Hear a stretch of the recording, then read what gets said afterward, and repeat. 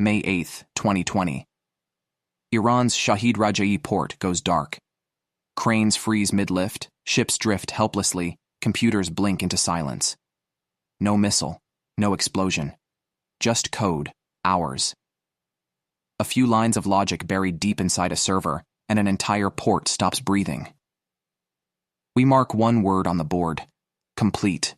No celebration, just another night in Unit 8200. But this story didn't start with cyber warfare. It began 70 years earlier, in a desert where we had nothing but static and fear. 1952. We were kids with scavenged antennas, pieces of surplus American receivers, and the certainty that if we couldn't outgun our enemies, we had to outknow them. Egypt, Syria, Jordan, they had Soviet training and endless manpower. We had 4 radios, a map, and curiosity. Every whisper we caught felt like oxygen. When Egyptian officers argued about fuel convoys, we knew where to strike before they did. Information became our first weapon. We learned to read tone, pause, panic. Every vibration of a human voice turned into coordinates on a map. That was how Israel survived its first years, not by strength, but by signal. By 1967, the habit had become doctrine. We listened while the nation fought the Six-Day War. Our antennas picked up the rhythm of an entire region's panic. When a Syrian controller begged for air cover, we already had jets closing in on his runway. The war was fast, 6 days of thunder, and we realized speed was everything. So we built systems to turn intercepts into action within minutes. No sleep, no pause, data straight to the front. That's when the IDF stopped guessing. We could hear the enemy breathe. The war of attrition taught us how to scale. We built linguist pipelines, encryption teams, translation desks. Every message was tagged, cross-checked, timed. We weren't hobbyists anymore. We were a machine. But machines can still miss. And in 1973, on Yom Kippur, we missed. The radios were quiet that morning. Too quiet. Then the frequencies exploded.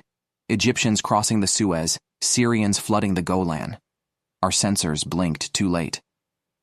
For the first time, our silence killed us. An officer was captured in Syria. Interrogation exposed our listening posts. The Agranat Commission tore through us like shrapnel. We had provided only hours of warning before the Egyptian-Syrian attack. A systemic failure that killed 2,656 soldiers. Investigators demanded names, transcripts, shift logs. They wanted to know how the best ears in the Middle East went deaf. The truth was worse than incompetence. We had intercepted warnings but dismissed them as deception. Egyptian officers discussing bridge-building equipment, training exercise, Syrian tank movements at 2 a.m., rotation drills. We had become so confident in our analysis that we stopped believing the enemy's own words. One analyst, whose name I won't write, had flagged the patterns 3 days before the attack. His report sat unread in a supervisor's inbox. He resigned the day the commission published its findings. The overhaul that followed wasn't just technical, it was psychological. New doctrine. Believe the worst interpretation first, then prove it wrong. We stopped trusting our assumptions and started trusting the static again. Our pride collapsed overnight. Inside the barracks, we burned old call books, dismantled antennas, and promised never to be caught deaf again. Out of that failure, we were reborn. The fragments of the old signal units fused into a single entity. A new code name circulated, 8200. Our mission was simple. Hear everything, miss nothing. Budgets grew. Training hardened. We recruited the young, the restless, the ones who refused to accept limits. Our teachers said, "You're not soldiers, you're antennas with a pulse." They were right. We became the unseen nervous system of the nation. In the late 70s, we learned that our gift for listening could reach beyond the battlefield. After Munich, when terrorists turned sport into slaughter, the world demanded revenge. Mossad went hunting. We became their echo. We mapped phone calls, traced bank wires, followed whispers across continents. Sometimes our information ended with an arrest, sometimes with silence on the news. Every success felt like pulling a pin from a grenade before it exploded. Then came Entebbe. A hijacked plane, hostages in Uganda. While commandos planned a rescue, we intercepted Ugandan tower chatter, confirming the hostages were still alive. Those fragments of signal guided an operation that became legend. When the hostages came home, we didn't cheer. We just turned the radios back on. By 1981, our ears were tuned to Iraq. We'd been monitoring construction shipments and coded communications around a facility called Osirak. Something felt wrong. Too much secrecy, too many French engineers, too many delays blamed on technical issues. We dug deeper, piecing together procurement chatter until the picture was clear. A nuclear reactor nearing completion. On June 7th, our data became the green light. 8 F-16s roared toward Baghdad under radio silence, guided by the certainty we had built from months of listening. 2 minutes later, Osirak was gone. The world called it aggression. We called it survival. The 80s taught us speed. Lebanon, then the first Intifada. Our antennas moved with the fight, turning intercepts into action within minutes. We stopped being observers. We became the weapon. Far from the noise in the Negev, we built Urim, a forest of antennas stretching to the horizon. It could hear Cairo, Tehran, and sometimes even Moscow. Signals from half the world poured into our servers. We called it the heartbeat of 8200. For a brief moment in the late 80s, we thought we'd mastered the game. The antennas worked, the translations flowed, the maps updated in real time. Then email arrived. Suddenly, every assumption we had built over 40 years was obsolete. And as the world changed from analog to digital, that heartbeat quickened. We realized the next war wouldn't be about intercepting voices. It would be about entering systems. And we were ready to learn how. The 90s arrived like static turning into data. Suddenly the world spoke in code. Emails, servers, fiber lines. We realized that every war from now on would begin long before the first shot, in systems no one could see. Our mission changed overnight. Stop listening, start entering. We weren't interceptors anymore. We were infiltrators.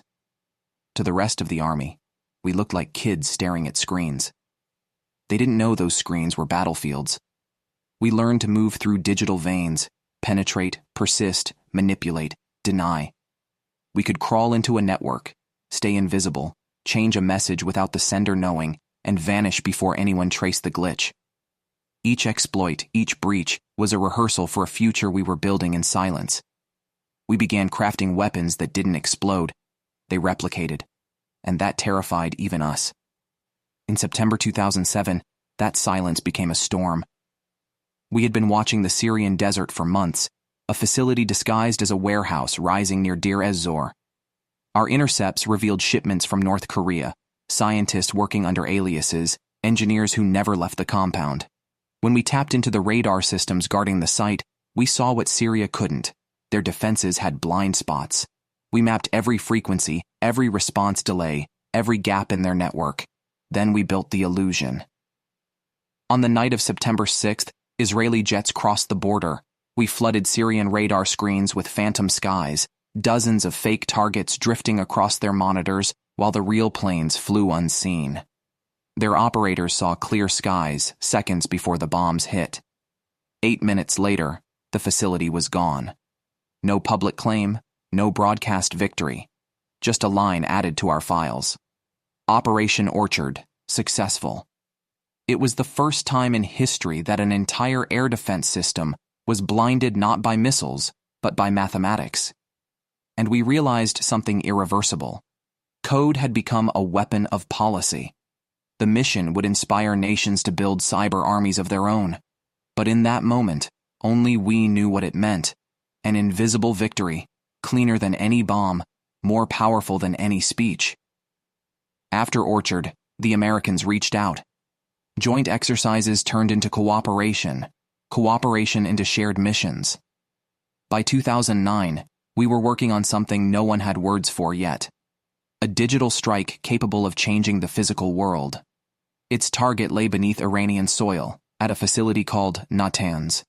Thousands of centrifuges spinning uranium, controlled by Siemens computers that weren't connected to the internet. But connections always exist. You just have to find the ghost in the wire. We built code that moved like water, self-replicating, patient, and invisible. It learned the rhythm of the machines, then began to lie to them. It told the sensors, all is normal, while quietly accelerating rotors past their breaking point. The engineers saw green lights on their monitors even as metal screamed. Within months, hundreds of centrifuges tore themselves apart. The world called it Stuxnet. When researchers found it in 2010, the fingerprints were obvious. Israeli work schedules, biblical references buried in the code, Siemens-specific targeting. No government admitted responsibility, but the world knew.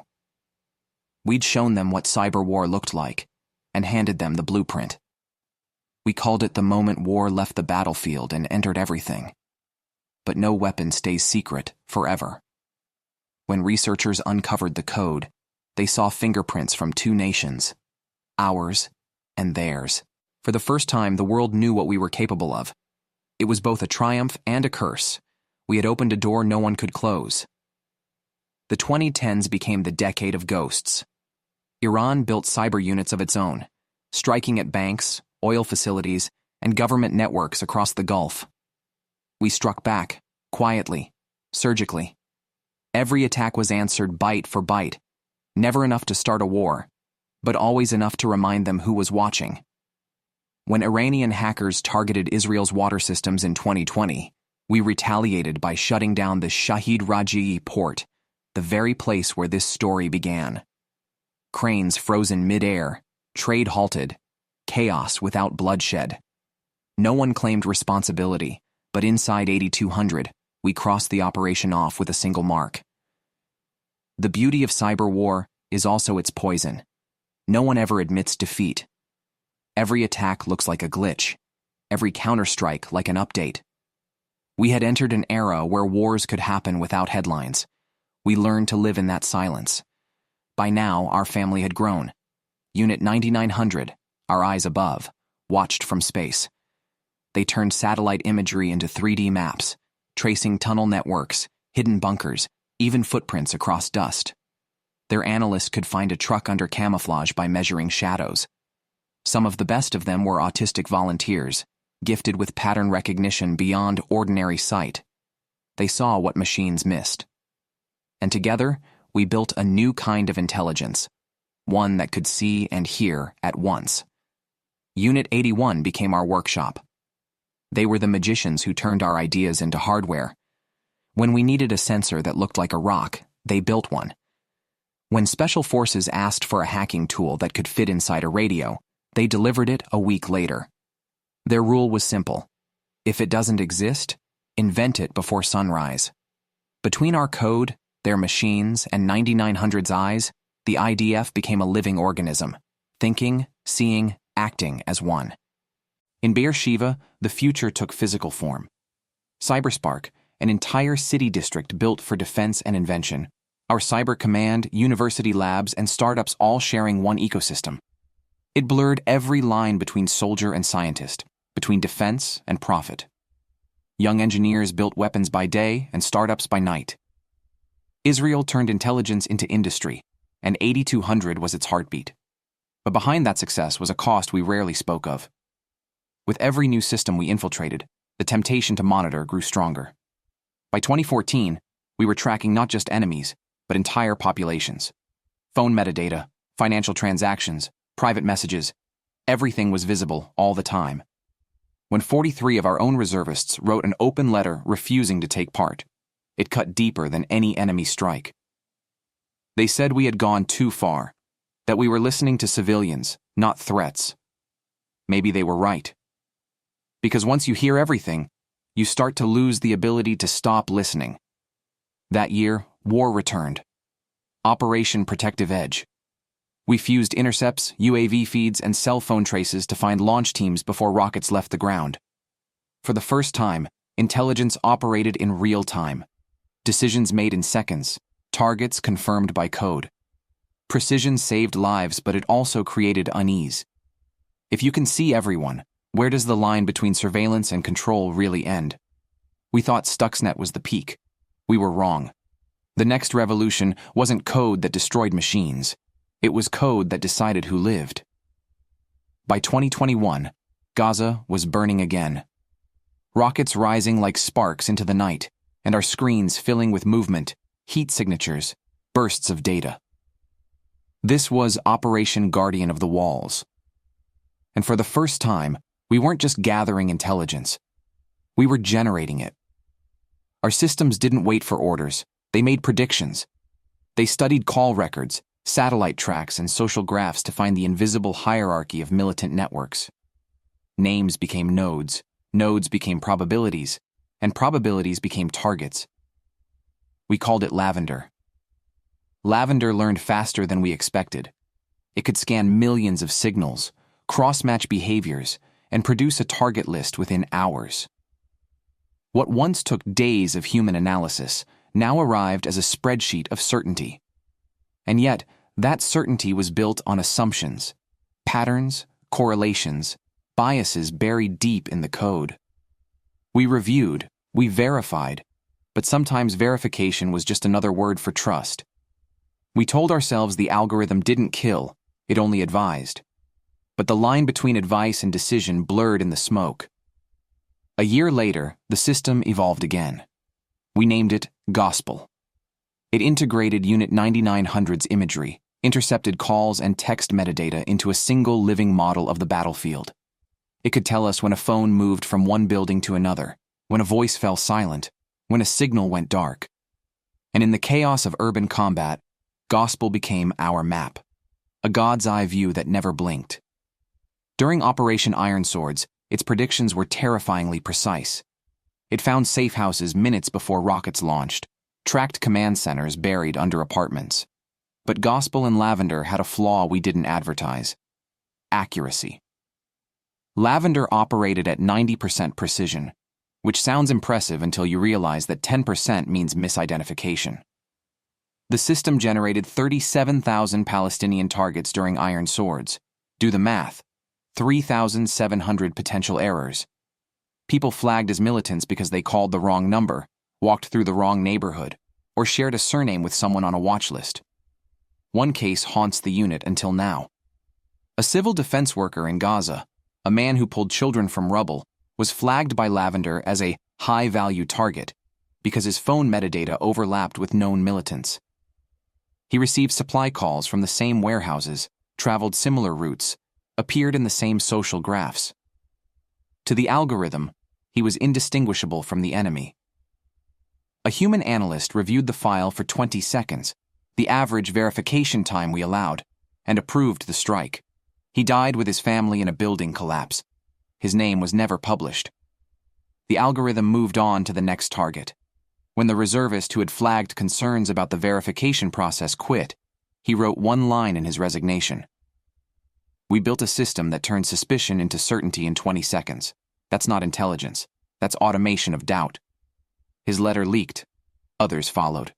By 2024, we had ethics review boards, longer verification windows, and mandatory human oversight. But the damage was done, not just to targets, but to us. We had learned that speed without wisdom is just another word for recklessness, and guided drones through invisible corridors. The operations were fast, clean, efficient, and morally suffocating. Because for the first time, our wars moved at algorithmic speed. Targets were found, verified, and destroyed before most commanders had finished their coffee. We had become a feedback loop of data and fire. In 8200, the air was electric with pride and unease. We had built something no other nation had, a real-time intelligence organism. But we also knew what no one outside would ever see: how close we were to turning warfare into automation. Our machines didn't feel hesitation, grief, or doubt. We did. And every night as the screens dimmed, we asked ourselves if speed had replaced humanity. By 2024, the questions reached Parliament. The Knesset demanded oversight, reports, transparency. Judges debated privacy versus survival. Even our own generals called for brakes on the system. So we built something new: ethics red teams. Officers trained to challenge our missions before launch, asking one forbidden question: Should we? Sometimes they stopped operations. Sometimes they didn't. But at least someone was listening to conscience as well as signal. Outside, the world had started catching up. Iran's cyber units, APT 33, 34, 35, evolved, attacking power grids, oil terminals, even hospitals. They hit our water facilities in 2020. We responded with precision outages across their ports and logistics. They learned. We learned faster. For a decade, we fought a war no one admitted existed. Every intrusion answered quietly. Every digital wound denied publicly. It was a dance of ghosts, packets instead of missiles, retaliation instead of declaration. And through it all, we never slept. Our allies began to notice. American commanders visited our CyberSpark campus, studying how our soldiers could pivot from battlefield code to billion-dollar startups in the same lifetime. They called us the Silicon Soldiers. We just called it survival. When a country's geography is smaller than its enemy's launch radius, your greatest export is ingenuity. That ingenuity fed the economy, the military, and the myth. Our veterans filled boardrooms and startups. The world bought our firewalls, not knowing they were born in war. It was the perfect loop. Defense fed innovation. Innovation fed defense. We were no longer just protecting a country. We were powering it. But power always hides a flaw. Ours was dependence. Every sensor, every command system, every city grid was connected. And connections are vulnerabilities waiting for a curious enemy. We used to listen for radio chatter. Now we listen for silence, because silence means intrusion. We know that one day, someone will use our own playbook against us. Every tool we built will eventually find its way into the wrong hands. That's the real paradox of mastery. The better you become at controlling the invisible, the more fragile you are when someone learns to do the same. Sometimes I think about those first radio operators in 1952, 4 kids in a desert, straining to catch whispers through static. They believed knowledge would keep us safe. They couldn't have imagined we would one day automate that belief into code that decides who lives in 20 seconds. We built an empire of information. It saved us. But it also changed us. Because in this new age of invisible wars, the loudest sound is still the one no one can hear. Next time, the American who sold his country for a Jaguar and a mortgage. Aldrich Ames, the CIA mole who made our betrayals look small. This is Brinkwell. I will see you in the next one.